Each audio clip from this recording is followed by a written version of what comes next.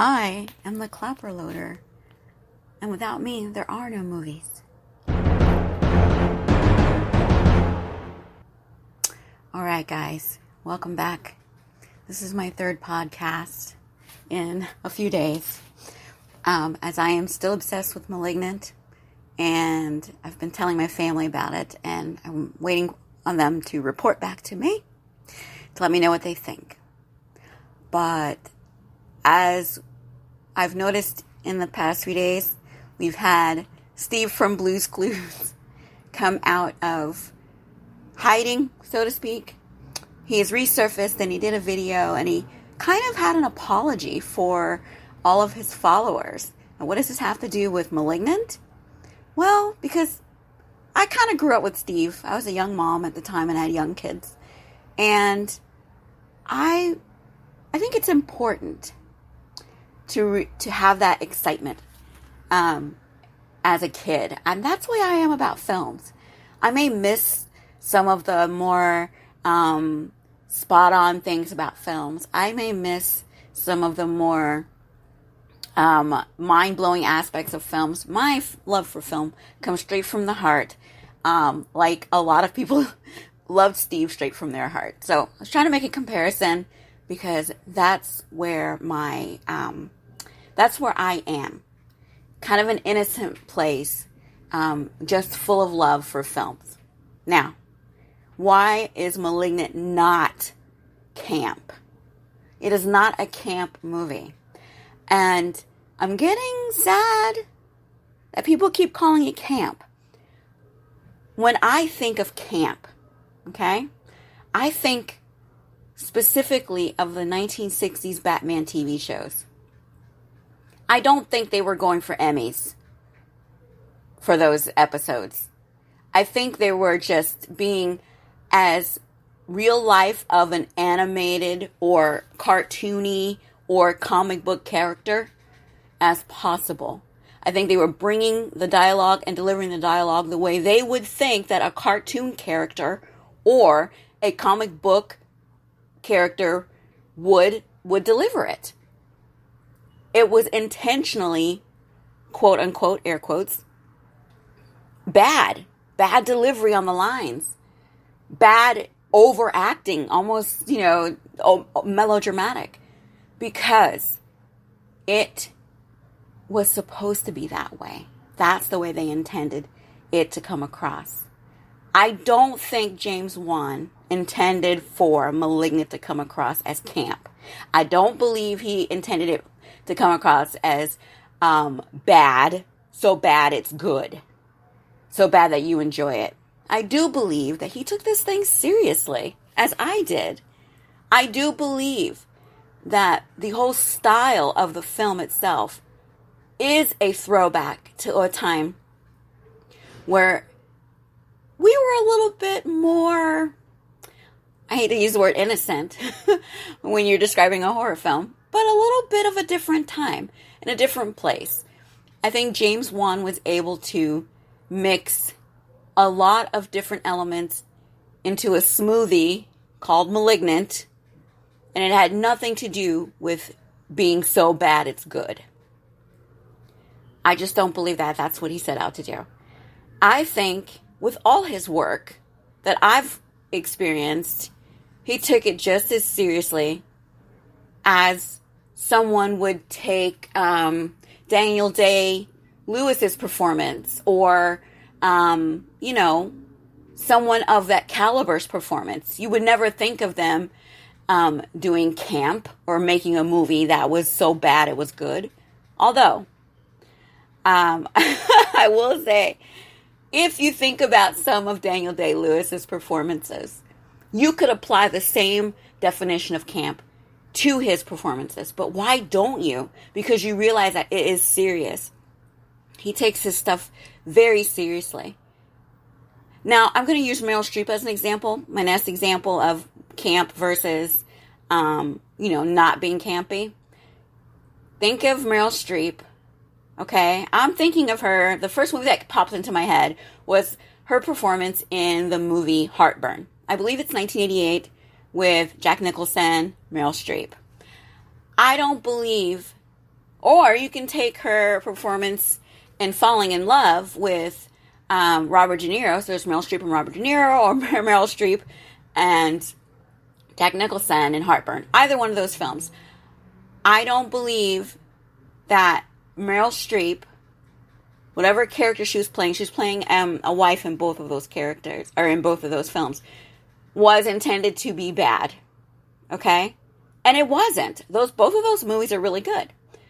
But when you take her performance in the movie where she was singing and dancing, oh my goodness, I can't think of the title, with the ABBA songs. You take her performance in that movie and how over the top it was. I know it's a musical. I know they're two different genres. But you can't apply her characters from Heartburn and from Falling in Love to Mamma Mia. There you go. You can't. They're all serious, but one of them, I don't know that she was really not being over the top on purpose. Okay? In Mamma Mia. Was she not being over the top on purpose? Was it over the top on purpose? Of course it was. It's a musical. Meryl Streep in a musical? Other than Into the Woods? I mean, yeah. So, back to James Wan.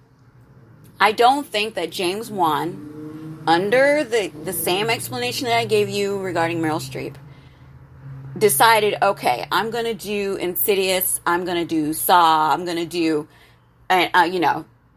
Fast and the Furious 7, and then I'm going to make a bad movie on purpose. I think he took them all as seriously as one another.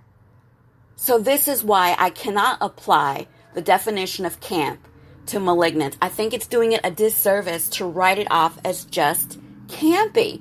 It is not so good that it's bad. It's so good that it's good. I mean, I rarely have come across I've probably watched about 20 or so reviews. Nobody has not liked it. No one has said don't watch it. No one hasn't recommended it. Everyone's recommended it. But not because it's campy. I think that definition is, again, doing a disservice to the film. The film is a serious film. They're not in there overacting. They are in there, being their characters. You know what I'm saying? And that is what they do. Not to be funny, not to act bad. Although, there were some weird looks, or weird facial expressions going on. Especially that last scene. I thought, that is such a weird expression. But I can understand it. I can understand it. Because it definitely fits the tone of the movie. So, have I convinced you that Malignant is not a campy film? If I have, great. If I haven't, that's fine too. But let me entertain you with this thought.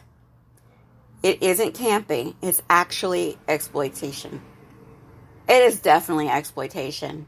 Now, also, when I think of exploitation, I'm thinking of, I'm thinking of pulp movies. I'm thinking movies from the 70s, movies from the late 60s, Roger Corman type films. Trust me, there's so many directors you could throw into this smoothie of a movie and say that each director has made an impression on James Wan enough that he basically honored them all with his own Malignant award. But it is definitely exploitative. And with the amount, again, it is not campy to have the characters do what they do in the film. It is not campy to have the antagonist do what he did. It is not campy. It is exploitative to do what he did. And the guts and the gore and the blood, and I have to look at it again because I'm wondering if it was what was practical and what was digital. But if it was practical effects, be still my beating heart. But again, not campy, not bad, so bad it's good, because the movie isn't bad. The movie runs into the exploitative genre. That's what Malignant is. And that's what I love about Malignant. Now, my next video, this is probably my final video on Malignant.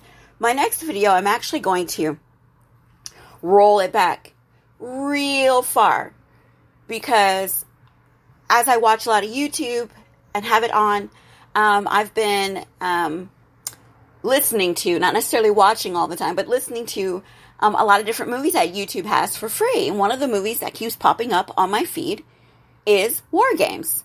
So I started listening to the script, listening to the lines, listening to the dialogue, and I don't know how I missed all the stuff that I missed all these years of watching this particular film.